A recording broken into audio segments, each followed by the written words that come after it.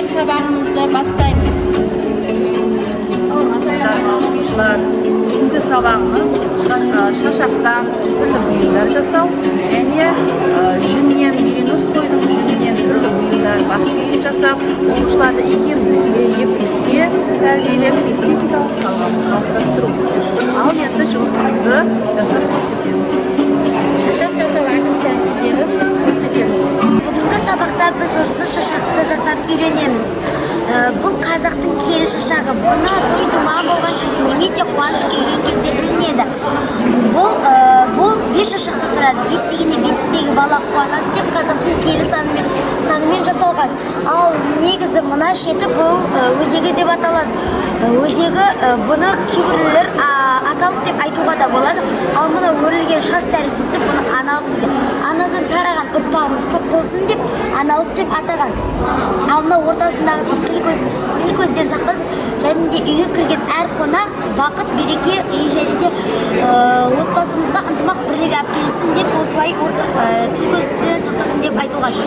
Ал бұлардың барлығының бастары бір болып болуы бұл отбасымыз ынтымақта бірлікте және бақытты болсын деп басы бір болып болған. Ал бұл шашақтың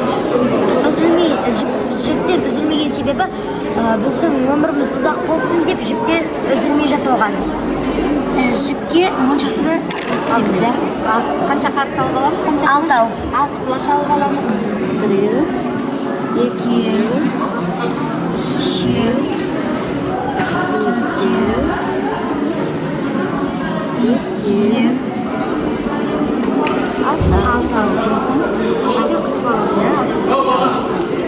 Енді бұл жерден басынан кішкене келелейміз. Шын қатырып, моншақ өткізуге дайындаймыз.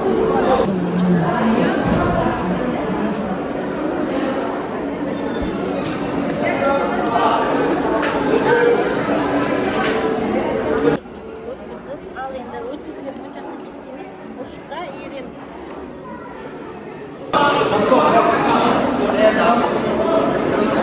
Оның дайындығын қалай білеміз? Біз бұның дайын болу үшін майырды байлап, аяқтан бет шығарып аламыз. Бұрышықтың басын орап аламыз.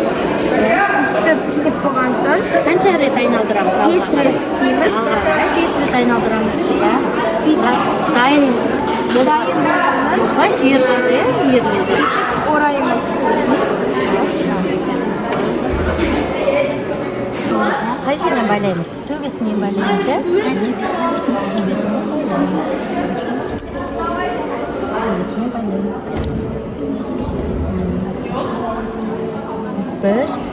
1-2 рет байлаймыз, шешіліп кетмес үшін. Антик байлайсың ба? Жоқ, оны 2 рет байлаймыз, түйіліп. Байлаймыз, қатты кереміз.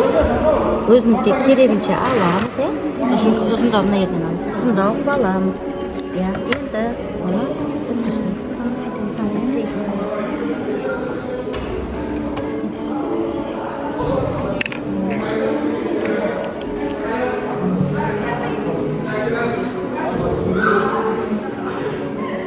Өзіне қарыз.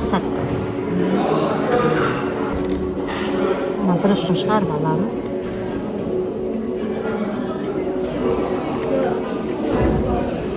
Түкілдеп байлап қоямыз. Енді осыған жаңағы моншақ өткен, ерілген моншағымызды өткіземіз. Моншақтарды артқа жібереміз. Бұрышын байлап аламыз.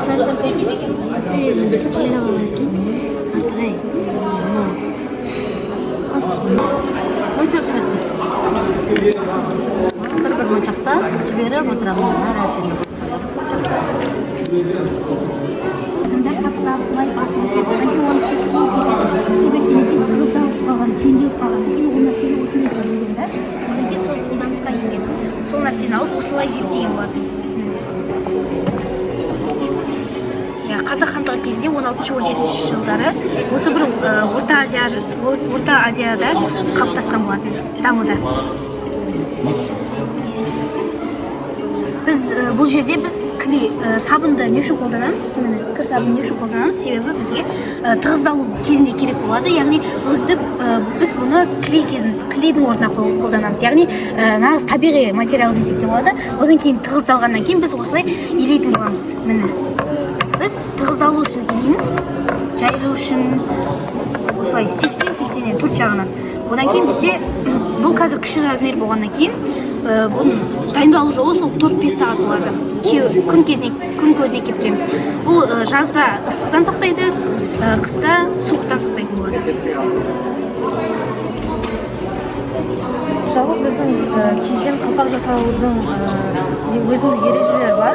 Олардың ең алғашқысы біз ең алдымен оның үлгісін сызып қиып аламыз. Ол қиып алған үлгіге өзіміздің жүнімізді екі қатарға реттеп қоямыз. Біріншісін көлденеңнен, екіншісін қатармен қоямыз. Жүнді қойғаннан соң оның үстіне суды себеміз. Су құямыз.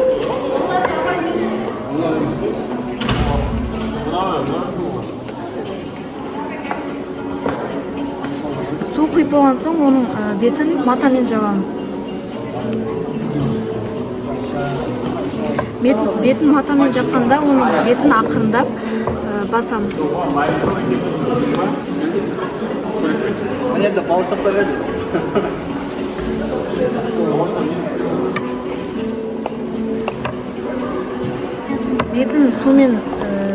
Бетін жапқаннан соң оның бетіне сабынмен үйкелейміз.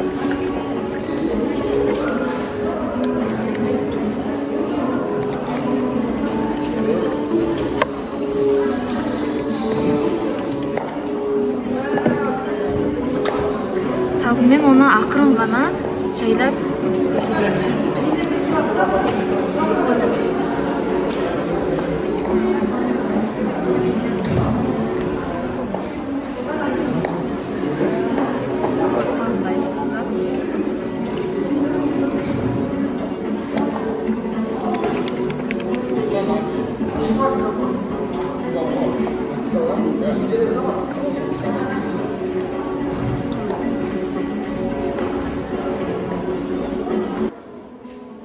Сабынды негізінен жүннің бір-біріне нығыздалып, қатты болу үшін қолданамыз. Жүнді түрлі бас киімдер жасауға болады. Жүннен жасалған шляпа десек те болады. Жазда салқын болады, ыстықтан қорғайды, қыста суықтан қорғайды. Неше түрлі киізден осындай бұйымдар, бас киімдер жасауға болады. Ал мынауымыз белекті. Бұл да жүннен тығыз қылып жасалынған, қыста киюге жарайды. Бұл жерде ою өлдер жүннің ішіне тығыздалып басылған. Бұдан кейінгі бас киіміміз бұл үлгі ретінде подиумға шыққан кезде қыздар киіп шығады. Бұдан кейін ерлердің бас киімін шеттеріне оюды кіріктіріп жасалынған. Қыздарымыз өз қолдарымен жасап бір моншақтан қалдырып отырып ораймыз, е? Бір моншақтан қалдыра отырып, орап, моншақтан беріп көреміз.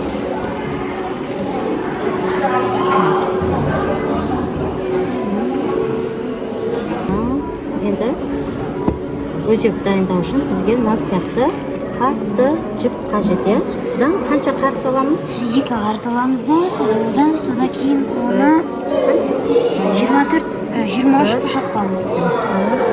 2 қар саламыз, е? 23 қылғаннан кейін оны санап аламыз да, барлық таяқшаларын.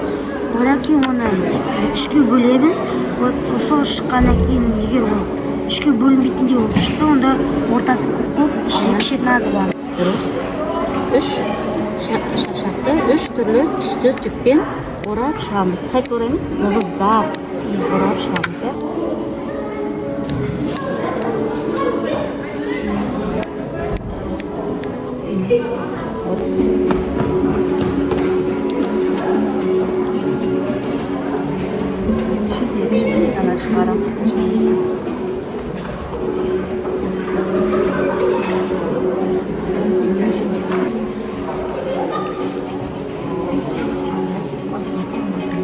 біз қазір басын формасын келтіріп жатырмыз.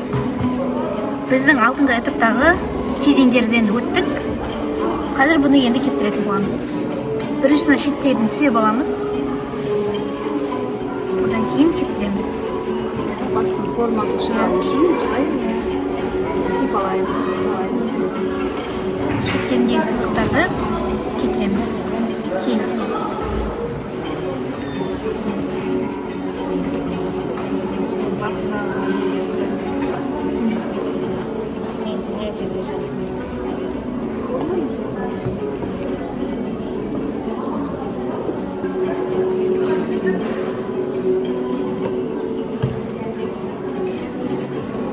Бізде сабын бұл клейдің орнын атқарады.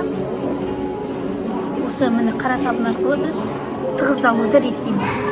Тығыздалу болады бізде.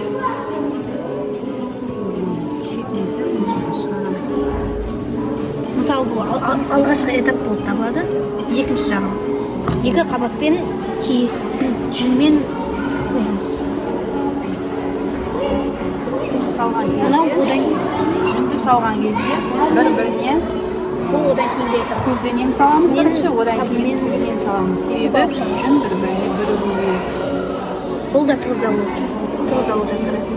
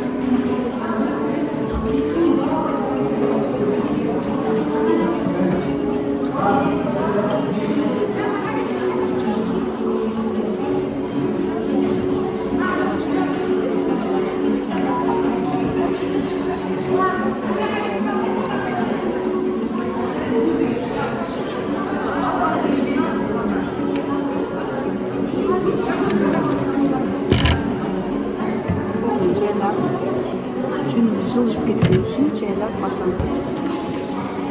Біз басып шығамыз, одан кейін сипаламыз.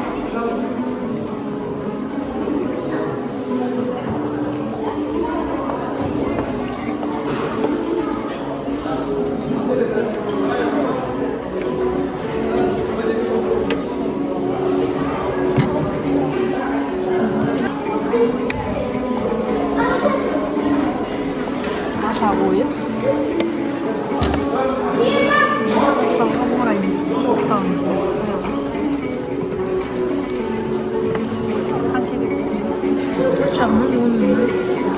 төрт жағынан 10 рет жайлап салмақ баспаймыз басында.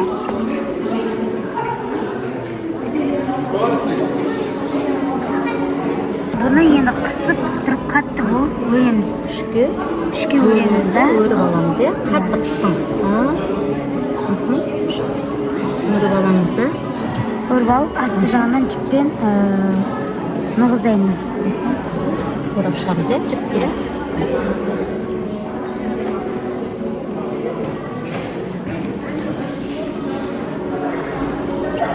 Мынандай үшін түйіннің үстінен не істейміз? Байлаймыз. Байлап шығамыз. Байлап. Сән өте тамаша.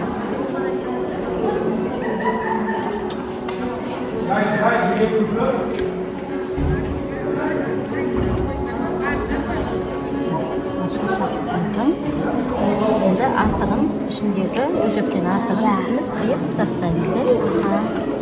Шашағымыз кішкене сирек болды.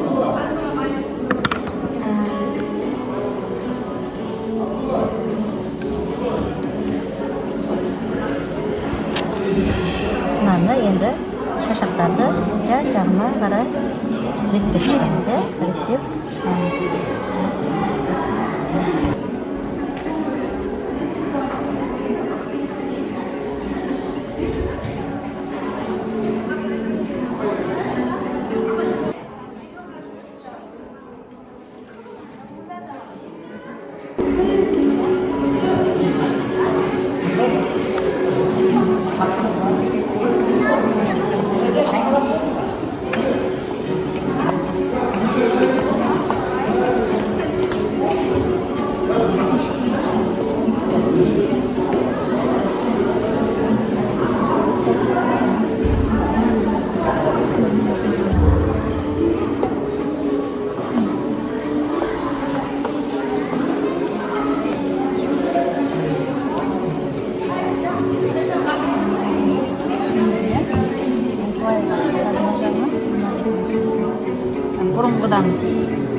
Razmeri kichrayyotir.